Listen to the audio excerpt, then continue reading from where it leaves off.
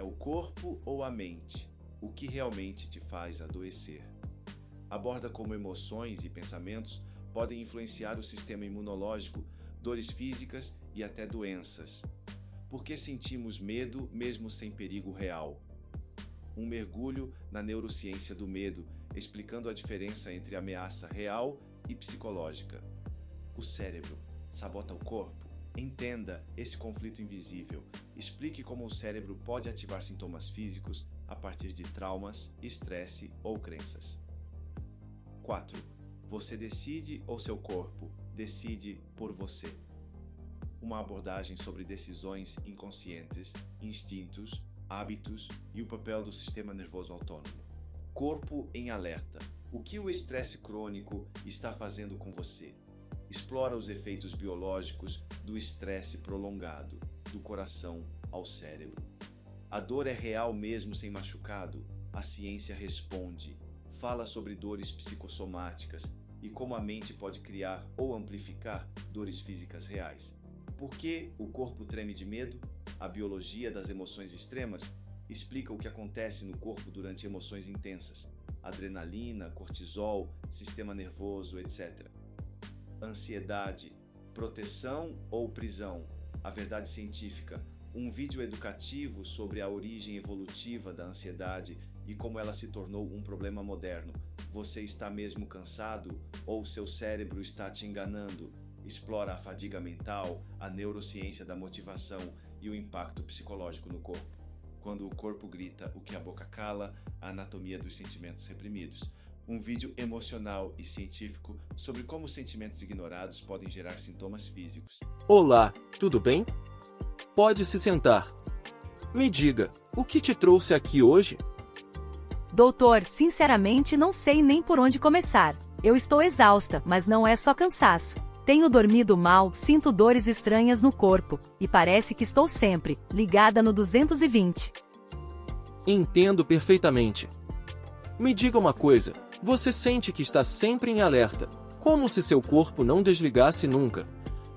Exatamente, como se eu estivesse esperando algo ruim o tempo todo, mesmo quando tá tudo calmo. Isso que você está sentindo tem nome, é um corpo em estado de hipervigilância. E um dos maiores culpados por isso é o estresse crônico. Quando nosso corpo entra em estado de alerta, é porque o cérebro detecta algum tipo de ameaça. Pode ser algo real, como um acidente prestes a acontecer, ou algo interpretado como ameaça, como uma cobrança do chefe, uma conta que venceu ou um conflito emocional. E quando essa ativação acontece com frequência, ele não volta mais ao modo de descanso. É como se o botão de emergência tivesse travado.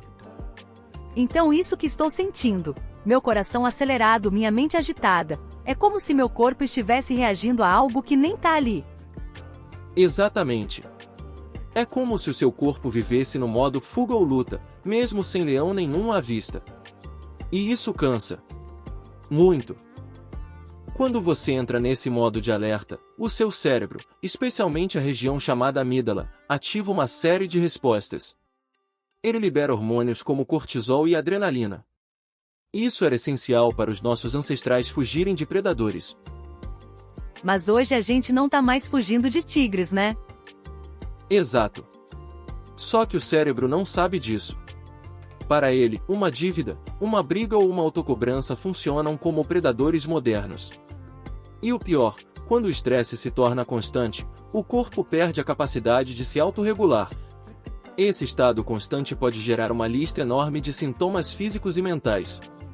Por exemplo, dores musculares, especialmente no pescoço e ombros. Insônia ou sono leve demais. Palpitações e sensação de aperto no peito. Dificuldade de concentração. Queda de cabelo. Problemas digestivos como gastrite e intestino preso ou solto. Doutor, eu tenho praticamente todos esses. E isso é mais comum do que parece. O corpo fala, e às vezes ele grita quando não estamos ouvindo. Se o estresse se prolonga, o corpo começa a se deteriorar. É aí que aparecem doenças autoimunes, crises de ansiedade severas, depressão, hipertensão, obesidade inflamatória, e até doenças cardíacas. O corpo não foi feito para viver em guerra o tempo todo. Eu achava que era só uma fase difícil, mas agora tô entendendo que meu corpo está pedindo socorro faz tempo. Exatamente. Mas a boa notícia é que dá para reverter isso. Com o tempo certo, os cuidados certos, e escutando o que seu corpo está dizendo. Se você quiser, podemos seguir agora para a parte 2, onde abordaremos como identificar gatilhos do estresse, a diferença entre estresse agudo e crônico, o impacto emocional e como o cérebro muda sob estresse, como começar a desacelerar biologicamente. Doutor, e como eu descubro o que está me deixando assim? Às vezes parece que é tudo ao mesmo tempo. Ótima pergunta. O estresse pode ter gatilhos internos e externos. Os externos são mais óbvios: excesso de trabalho, problemas financeiros, conflitos familiares. Mas os internos são traiçoeiros. É o seu diálogo mental, suas cobranças, o medo de não dar conta ou a necessidade constante de controle. Então não é só o que acontece fora de mim, mas como eu reajo por dentro. Exatamente. Às vezes a ameaça está na forma como você interpreta o mundo. 2 pacientes podem viver a mesma situação. Um entra em colapso. O outro respira fundo e segue em frente. A diferença está na forma como o cérebro foi treinado. O estresse agudo é pontual, como uma entrevista de emprego, um susto no trânsito ou um dia tenso. Ele até pode ser útil. Agora o estresse crônico é o vilão. Ele se instala aos poucos, e o corpo se adapta como se aquele estado de tensão fosse o normal. E o pior, ele passa despercebido. Mas então como saber se o que eu sinto é crônico? Se você acorda cansada, sente culpa por descansar, tem dores recorrentes, ansiedade constante e sente que está sobrevivendo e não vivendo, é bem possível que o estresse já esteja no modo crônico. O estresse muda fisicamente o seu cérebro. Literalmente. Ele aumenta o tamanho da amígdala, área do medo, reduz o hipocampo, responsável pela memória, e enfraquece o córtex pré-frontal, que é o seu centro de decisões. Então por isso que ando tão esquecida e tomando decisões ruins? Sim. Seu cérebro em estresse prioriza a sobrevivência e desativa funções que exigem mais energia, como raciocínio lógico, memória e empatia. É um modo primitivo de proteção. Só que, no mundo moderno, ele atrapalha mais do que ajuda. O primeiro passo é aceitar que desacelerar não é fraqueza. É estratégia. Depois, precisamos reprogramar o seu corpo e sua mente para sair do estado de alerta. Mas como eu começo? Comece com pequenos hábitos. Respiração profunda por 3 minutos ao acordar. Evitar telas antes de dormir. Alimentação mais leve à noite. Atividades de prazer que não envolvam obrigação. Reavaliar prioridades e limites. Isso é reabilitação do sistema nervoso. Leva tempo, mas funciona. A importância do sono na recuperação. Como o intestino e a alimentação afetam o cérebro e o estresse. O papel da atividade física e do silêncio. E estratégias práticas para sair do modo de sobrevivência para o modo de vida plena. Uma das primeiras vítimas do estresse crônico é o sono. E, ironicamente, o sono é uma das primeiras armas de cura que a gente perde. Eu deito, mas minha cabeça não desliga. Fico revivendo o dia, criando cenários e quando vejo, já amanheceu. Isso é sinal claro de hiperativação do sistema nervoso. Seu corpo quer dormir, mas o cérebro acredita que ainda está em perigo. Durante o sono profundo, o cérebro faz limpeza de toxinas, o coração desacelera, os hormônios se equilibram. Sem isso, você não se regenera. Então não adianta só dormir mais cedo, né? Exato. É preciso preparar o corpo para dormir, desligar telas 1 hora antes, escurecer o ambiente, evitar discussões noturnas, e treinar o corpo a associar o sono com segurança e não com ameaça. Doutor, agora que você falou, meu intestino também virou uma bagunça. Isso faz total sentido. O intestino é considerado nosso segundo cérebro. Ele se comunica com o cérebro verdadeiro o tempo todo, através do eixo intestino-cérebro. Mais de 90% da serotonina, o neurotransmissor do bem-estar, é produzido ali. E o estresse crônico bagunça completamente essa produção. Então meu humor pode piorar por causa da alimentação? Pode e piora. Alimentos ultraprocessados, excesso de açúcar e falta de fibras inflamam o intestino, prejudicam a flora intestinal e agravam quadros de ansiedade e depressão. Por outro lado, uma alimentação anti-inflamatória pode ser um verdadeiro calmante natural. Outro pilar essencial, atividade física.